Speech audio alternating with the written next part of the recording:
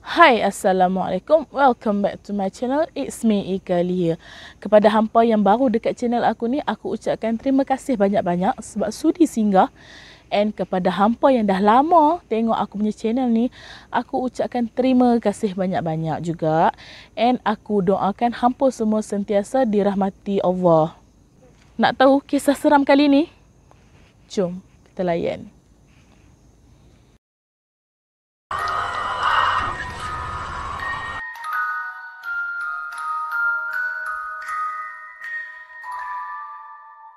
Aku mau kasih tahu mengenai sebuah dosa.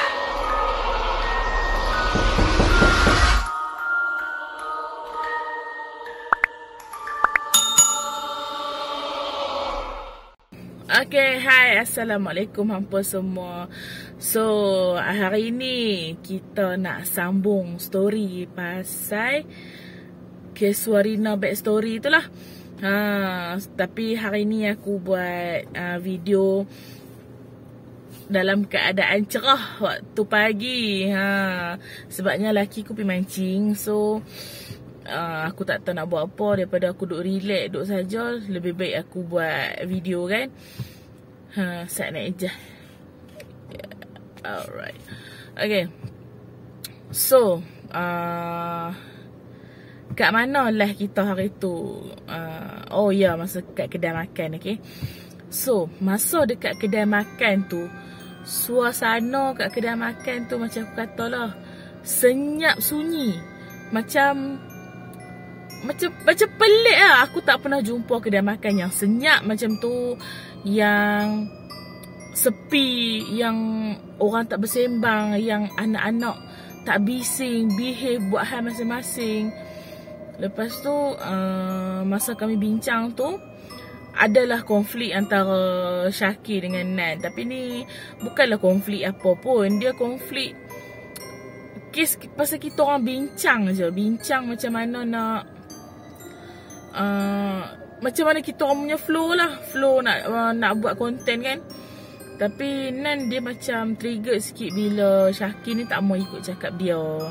So dia macam jadi marah sikit. And then aku cakap lah, kita ni nak pergi tempat-tempat yang macam tu kan, janganlah bagi kita punya otak ni bercelaru apa semua.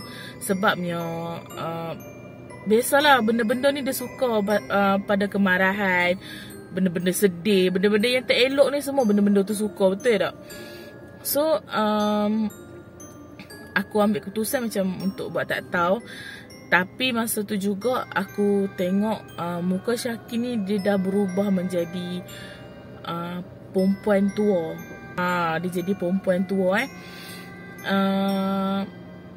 masa jadi perempuan tua tu, aku perasan kejap je. Lepas tu aku pusing, aku hadap Nan. Bila aku pusing balik, aku perasan perempuan tua tu dia tengah berdiri sebelah Syakir.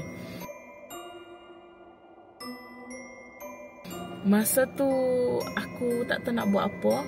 And aku terus cakap, jomlah kita belah kan, sebab dah pukul berapa. And kebetulan masa tu ada polis lalu buat rondaan.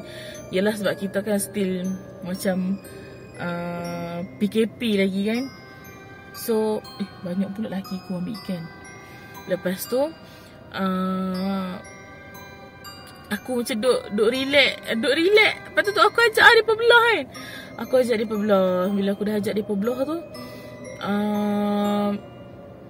kami naik kereta, aku dah start rasa suasana yang tak ngam lah. Aura dia macam tak apa nak best lah masa tu kan. So masa tu aku dah start berzikir.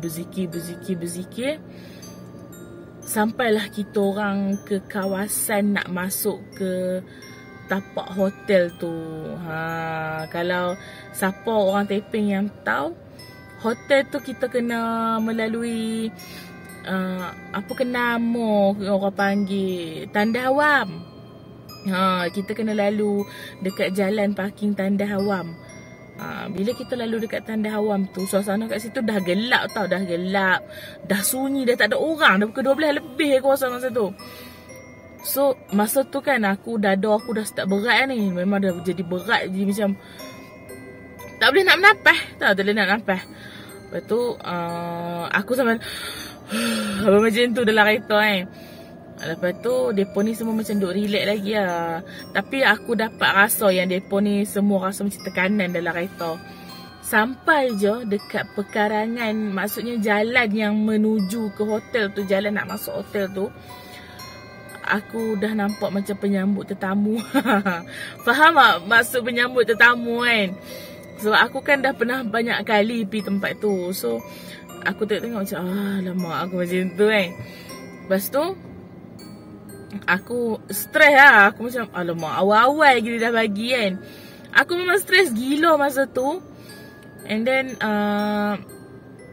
aku duk relax. Aku macam okay, tak apa kan. Lepas tu dah nampak signboard Casuarina bagai. So kita orang pun terus je lah masuk ke dalam aku semua. Sampailah parking dekat depan hotel. Okay. Masa parking dekat depan hotel tu, masa tu aku punya debaran macam hati aku masa tu kan. Punyalah laju hati aku, tak boleh nak buat apa dah. Masa tu aku rasa Syakir perasan kot perubahan aura dalam kereta yang semua orang rasa takut masa tu. Aku tak tahu lah laki aku rasa takut ke tak masa tu. Tapi aku rasa Nan pun rasa benda yang sama, Syakir pun rasa benda yang sama. Okay, lepas tu Syakir dia macam tenangkan kita orang lah. Dia kata jangan terlampau jangan terlampau fikir lah apa benda semua. Lepas tu dia kata tak apa, kita baca doa dulu. So bagusnya Syakir setiap kali kami nak start buat benda-benda ni ataupun nak pergi ke tempat-tempat macam tu, kami akan mulakan dengan ayat-ayat, dengan minta perlindungan daripada Tuhan apa semua kan, dengan pemudahkan urusan kami. So kami pun minta doa dengan Tuhan apa semua, minta lindung apa semua. Dah habis apa semua tu, Syakir dia ada bawa bekalan air yang dah diruqyah, tahu tak? Semua dah minum seorang sikit tu rasa macam lega lah sikit kan. Tapi sebenarnya masa kami tengah duk baca doa tu, bila aku pusing ke kiri, aku dah perasan ada beberapa sosok yang sedang menunggu kehadiran kami untuk keluar daripada kereta. Masa tu aku cuak lah. Lepas tu aku sempat lagi buat grup buat grup kami 4 orang. Lepas tu kami bermesej dalam tu lah apa-apa. Nan ada pesan supaya kami semua tukar nama panggilan masing-masing. Sebabnya dia tak nak nanti bila kita guna nama sendiri, nanti bila ada suara-suara lain yang memanggil nama kami tu, kami menyaut. Nan tak nak macam tu. Tapi kita tak biasa kan, jadi susah. Aku ada pesan dekat dalam grup tu pula, Nan hati-hati dengan belah kiri. Sebab kita orang kan dua-dua orang belah kiri kan. Masa tu pun rupanya Nan pun ada perasan lah benda tu. Dia dah rasa sebenarnya. Yang Nan pula dia mesej dalam grup, dia kata Syakir main ambil aku. Maksudnya dia suruh Syakir ni buka pintu bahagian dia, jemput dia keluar daripada kereta. Mungkin aku rasa Nan dah rasa aura kat situ. Aku tak sure. So aku pun dah keluar apa semua. Memang perasaan aku rasa berat lah. Berat gila. Ni pergilah buka kereta apa semua. Tapi dengan aku berkata lah, lampu kereta kena buka. Sebabnya kita nak set up barang. Sebab tempat tu sangat-sangat gelap. Lagi satu sebenarnya aku takut dekat situ ada penagih dadah. So kita risau keselamatan sebab kita 4 orang. And masa tu pula kami dah kesentukan masa untuk buat report polis. Kalau selalunya kalau aku pergi buat paranormal dekat situ, memang aku akan buat report polis. Sebabnya aku nak minta polis datang ronda. Bila aku buat report, polis akan datang ronda tau. Macam 2 jam sekali ke sejam sekali. Dia akan masuk dengan kereta, dia pusing, dia keluar. Dia orang tahu ramai yang datang dekat situ buat paranormal. Tapi tak kurang ramai juga yang datang untuk buat benda-benda tak elok lah. Macam minum arak ke, sak dadah macam tu lah. Lepas tu kita orang pun dah set up semua barang. Tengah-tengah set up ni ada benda tinggal dalam kereta. Okay, ada benda tinggal dalam kereta. So masing-masing ni dia jadi macam takut nak pergi kat kereta.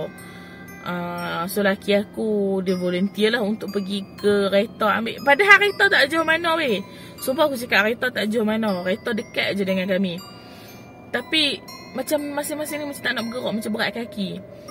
So laki aku pergi kat kereta, dia ambil barang. Dia buka pintu belakang, dia buka tonggik-tonggik ambil kan. Tiba-tiba aku ni perasan dekat atas bumbung lah, rooftop kan. Aku tengah tengok atas sebab aku rasa macam ada something yang bergerak-gerak. So aku tengok atas. Bila aku tengok atas, aku perasan ada satu sosok yang tangan dia tu merupa macam akak pokok, tau tak? Macam menjalak macam tu, macam panjang-panjang dia punya jari apa semua kan. So aku perasan sosok macam tu. And faham tak kalau kita macam kita menerap kan, kita tengok ke bawah and rambut kita panjang berjurai-jurai. Dia macam ya Allah weh, aku cerita weh, meremang bulu rumah aku. Lepas tu meremang gila sih bulu rumah aku bila teringat pasal benda tu. Lepas tu aku perasan dia ada baling satu benda colour kuning, oren macam tu.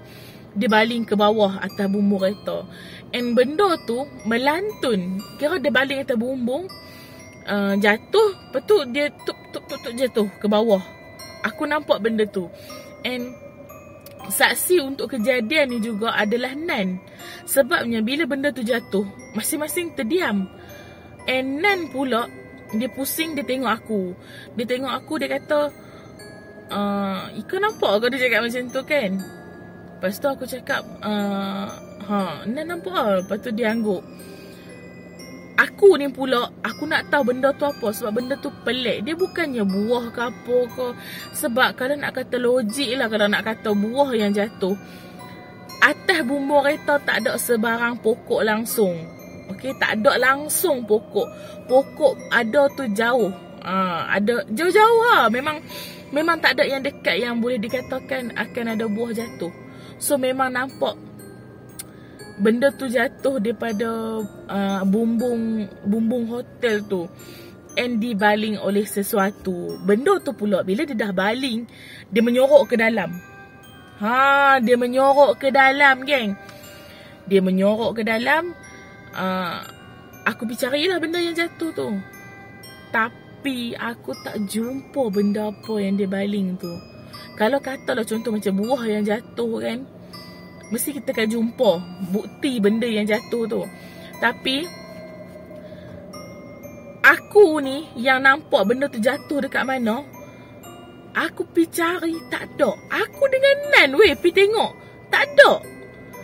Aku pelik gila. Memang aku pelik sangat-sangat. Lepas tu aku buat tak tahu, aku malas gila nak layan. Memang aku malas gila nak layan. Lepas tu kami pun okey lah, set up apa semua. Lepas tu aku on dulu dengan aku punya konten lah, konten untuk personal aku. So kami pun on konten personal. Aku tengah cerita. Benda yang aku cerita dalam aku punya konten tu, dalam aku punya video tu, aku cerita detail. Maksudnya aku cerita yang makhluk bertanduk apa semua tu kan. Rupa-rupanya dia keluar dan menonjolkan diri dia. Alhamdulillah. Asal aku cerita pasal benda-benda ni mesti aku belahak. Okay. Lepas tu, bila dia dah menonjolkan diri dia, aku ni jadi tak selesa. Sebab aku, kalau boleh, aku tak nak benda-benda tu mengganggu kita orang punya proses syuting tu. And aku tak nak benda buruk jadi. Sebenarnya memanglah kita dah minta tolong Tuhan. Tapi kalau boleh kita nak elak, kita elak lagi, betul tak? Sebab kita 4 orang, kami 4 orang je. Tak ada siapa yang pandai berubat. Walaupun bolehlah sikit-sikit, tapi kita tak nak benda tu jadi lagi teruk. So masa tu, masa aku duk bercerita tu juga, keluar ular hitam di sebelah tempat duduk Nan di hadapan Zul. Sebab Zul dia duduk belakang, bukanlah duduk belakang Nan, dia duduk tepi Nan, tapi dia ke belakang lagi daripada Nan lah. So keluar ular hitam, anak ular lah, besar-besar jari kelingking macam tu kan. Dia keluar tapi dia tak kacau, dia tengok je depa ni. Aku pelik masa tu, kalau kata ular betul lah kan, mestilah dia akan lari bila manusia buat pergerakan. Tapi ular tu tak lari. Masa tu jugalah yang hampa tengok dalam video tu kan, aku cakap macam ni, kalau hang betul ular, jangan kacau kami buat kerja kami. Tapi kalau hang bukan ular, hang jelmaan apa-apa, tolong pi daripada sini. Tak sampai berapa lama, terus dia belah. Ular tu terus belah. Masa tu aku dah macam, adakah ni salah satu benda tu? Aku macam tu. And then hampa dah perasan tak aku selalu cakap yang belah kanan aku tu tempat bilik yang aku tidur kan. Dekat situ juga macam-macam gangguan yang aku dapat. Okay, aku ada dengar bunyi-bunyi, aku ada dengar orang berbisik, bercakap dekat area-area situ. Masa tu kalau aku nak kata penagih dadah lah contohnya kan, takkanlah penagih dadah perempuan nak pergi duduk tempat lagu tu. Sebab dengar suara perempuan macam macam tu. So aku jadi tak selesa dengan suasana macam tu kan. And aku decide untuk stop aku punya konten masa tu. Aku decide untuk stop aku punya konten. And masa tu pula aku nak terkencing. Kita orang ni sampai contoh macam nak bergila-gila, nak pergi kencing apa semua bagai kan. So lalah aku dengan Nan yang pergi toilet lah, pergi cari toilet. And masa tu juga lepas je keluar daripada pekarangan tandas awam tu, aku pun beritahu kat Nan, sebenarnya aku terpaksa keluar daripada tempat ni sebab ada benda yang mengikut aku. Masa tu aku beritahu lah, makhluk yang aku cerita bertanduk tu memang dah ikut aku sebenarnya, memang dah ikut. Sebelum aku cerita tu, okay, aku baru teringat, sebelum aku cerita tu, Nan ada tanya aku soalan macam ni, Ika, ada benda ikut kita ke? Dia ada belah kiri kan? Dia cakap macam tu. Aku tak cerita lagi tau, aku tak cerita lagi. Sebab aku tak nak build membina, B-U-I-L-T, bull. Lantak lah bunyi apa pun. Aku tak nak dia bina ketakutan tu dalam diri. Sebab kalau dia takut, aku pun takut. Betul, sama-sama takut. Tak boleh. So masa tu aku cakap, ada benda ikut kita kan. Lepas tu dia macam, aduh dia ni dah keluar baru nak cerita dia macam tu kan. Aku kata tak apa, kita bawa keluar dia, jangan bagi kacau depa yang dekat sana lah. Sebab Zul tinggal berdua je dengan Syakir masa tu.